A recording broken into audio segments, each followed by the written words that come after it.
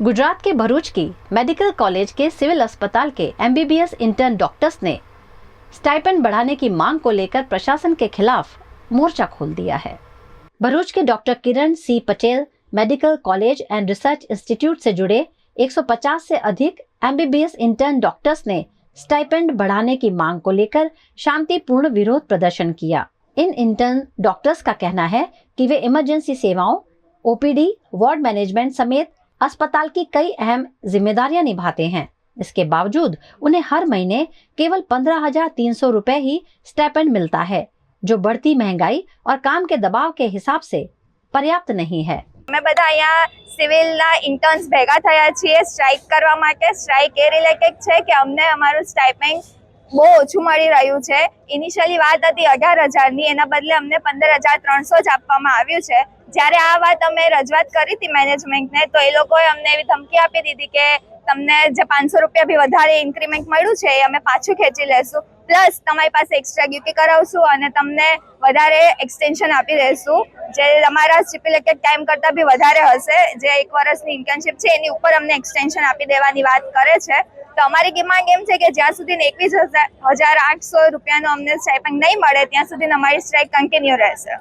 અમે Kiran C Patel medical college research institute batch 2021-22 માં internship કરીએ છીએ।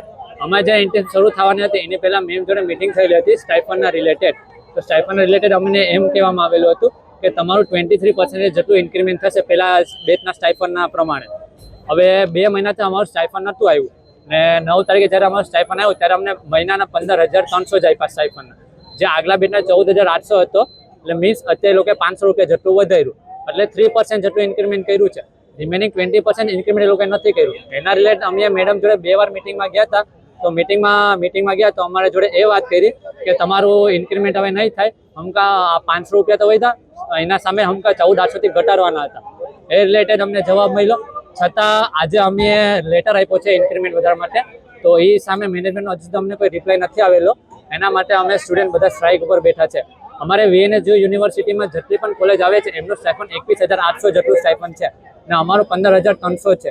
તો અમારું એ ડિમાન્ડ છે કે અમારું સ્ટાઇપન્ડ ઇન્ક્રીઝ થાય, 21,800 જેટલો ઇન્ક્રીઝ થાય, એના માટે અમે સ્ટ્રાઇક ઉપર બધા સ્ટુડન્ટ 150 બેઠેલા છે।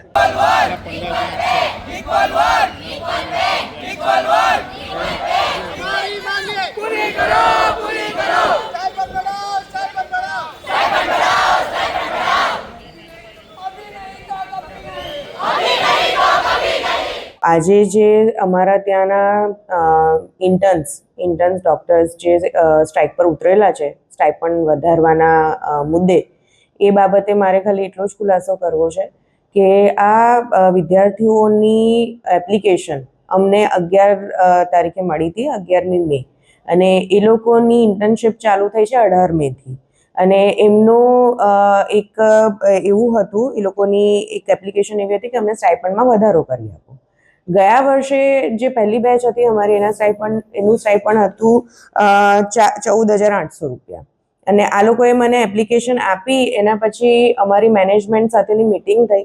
મેનેજમેન્ટે આ વિષય પર થોડું ધ્યાન આપ્યું અને એ લોકોના સ્ટાઇપન્ડમાં અમે લોકોએ 500 રૂપિયાનો વધારો કરીને આપ્યો। જે એપ્લિકેશન એ લોકોએ આપેલી હતી 11/5 એના સંદર્ભે અમે એ લોકોને વધારો કરીને આપેલો છે સ્ટાઇપન્ડનો। હાલનું સ્ટાઇપન્ડની રકમ છે 15,300 રૂપિયા, અને આ જે રકમ છે એ લોકોના અકાઉન્ટમાં સ્ટાઇપન્ડ પેટે જમા પણ કરી દેવામાં આવેલી છે। ત્યારબાદ એ લોકોના તરફથી, વિદ્યાર્થીઓ તરફથી કે એમના યુનિયન તરફથી કે એમના કોઈ પણ રિપ્રેઝેન્ટેટિવ તરફથી અમને કોઈ પણ બીજી ઓફિશિયલ કોઈ પણ અરજી આપવામાં આવેલી નથી કે જેના માટે અમે આગળ કઈ કાર્યવાહી કરી શકીએ। એક અરજી એમની જે અમારા પાસે હતી એના ઉપર અમે એક્શન લઈ લીધું છે, એની કાર્યવાહી થઈ ગઈ છે અને એના પૈસા પણ એમના અકાઉન્ટમાં જમા થઈ ગયા છે। તેમ છતાં જો એ લોકોને અમારા CMD સાહેબને મળવું હતું, એમને મિટિંગ કરવી હતી આ મુદ્દે આગળ વાત કરવા માટે, જે અંગેની મિટિંગ 13મી તારીખે બરોડા ખાતે નિર્ધારિત પણ કરવામાં આવેલી હતી અને જેમાં એમને સાંભળવાનો પણ વિષય મૂકવામાં આવવાનો હતો અને એમના પ્રશ્નો નિરાકરણ લાવવાનું ટ્રાય કરવામાં આવવાનું હતું।